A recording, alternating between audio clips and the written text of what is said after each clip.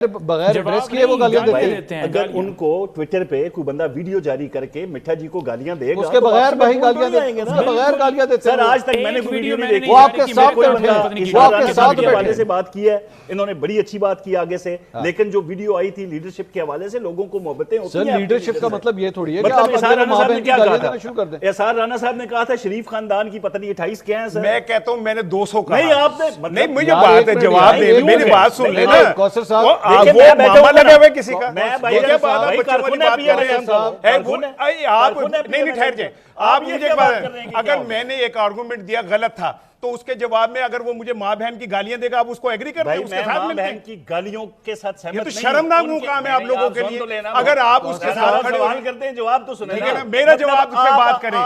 मैंने मेरे मैं कहता हूं झूठ बोले मेरे को करते क्यों बोलेंगे करे मुकदमा करने ना मुकदमा मुझ पे। आप अगर कोई झूठ बोलेंगे मैं आपको माँ बहन की गालियां दूंगा, आप उसके साथ खड़े रहेंगे। आपको तो बिल्कुल आप सैयद हैं, आपको तो खड़ा नहीं होना चाहिए।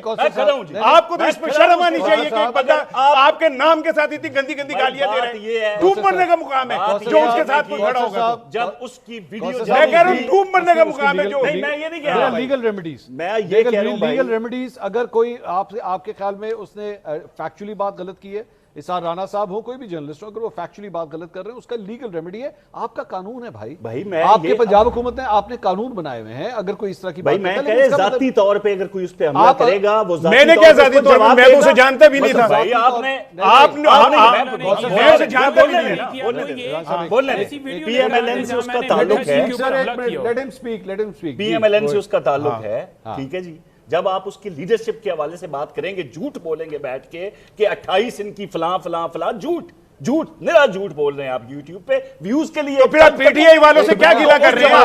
फिर जब वो आपको रोज गालियां देती है, रोज गालियां दे रहे होते तो क्यों चीखते हैं आप लोग? मैं तो जितनी अफसोस का मुकाम है कि आप एक गालियां कर रहे हैं जो मादर पिता आजाद गालियां दे रहे होते हैं। भाई आपको पता है कितनी गालियां रोज खाते हैं जो आपको गालियां देते हैं। आपको पहली दफा मिली है, आप इतने आप कैसे सैयद हो जो गाली देने वाले रोज देते हैं? आप कैसे सैयद हो? यही गाली देने वाले पीछे खड़े हो रहे हैं।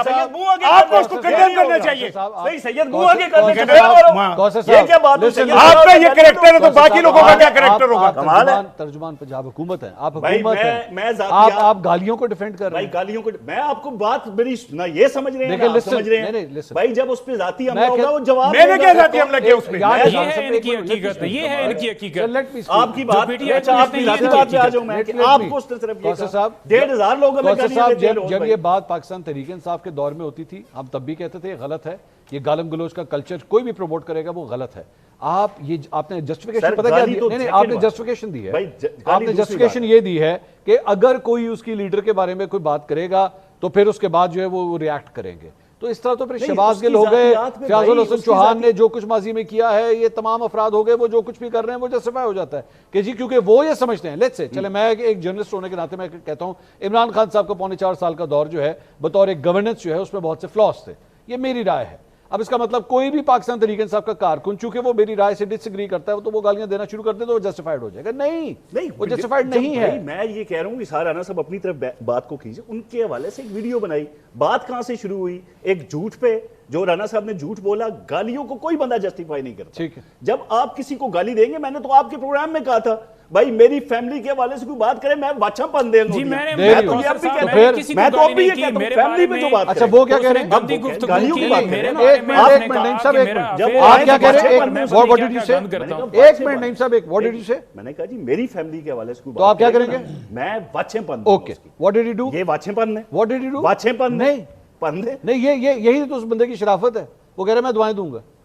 अच्छा झूठ में कोई बात नहीं होगी, झूठ में कोई बात सर आप लेट्स टॉक अबाउट दैट। झूठ में कोई बात नहीं होगी कि ये माजरत ही सर आप ये ना शरीफ खानदान के हवाले से मैंने झूठ बोला। आप गवर्नमेंट हैं, आप गवर्नमेंट है, आप गवर्नमेंट सर आप गवर्नमेंट है। Go you have to take the legal route. CCD मत बने भाई, मसला सीसीडी मत बने कि जनाब मैं ठा करके गोली मार देंगे। नहीं यू आर नॉट दैट। किए हैं नेगेटिव काम, आप ज्यादा उस पर गौर कर रहे हैं। मैं ये कह रहा हूं भाई कि एसआर राणा साहब बैठे हैं, शरीफ खानदान के हवाले से मुसलसल एक अरसा झूठ बोला गया, सद्दी झूठ